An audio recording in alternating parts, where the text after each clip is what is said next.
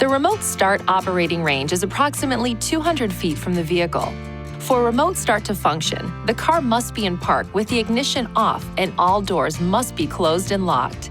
Laws in some communities and states may restrict or forbid the use of remote starters or require a person using remote start to have the vehicle in view. Check local regulations for any requirements. To start the vehicle remotely, press the lock button on the key fob. Then, within 5 seconds, press and hold the engine start button for at least 2 seconds. The doors will lock, the engine will start, the parking lights will turn on, and the heater and air conditioner may turn on if the system was on the last time the ignition switch was turned off. The engine will run once for about 20 minutes and then turn off. The vehicle needs to be driven above 4 miles per hour before the remote start procedure can be used again.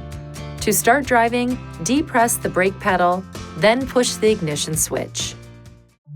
Please see your owner's manual for important safety information, system limitations, and additional operating and feature information.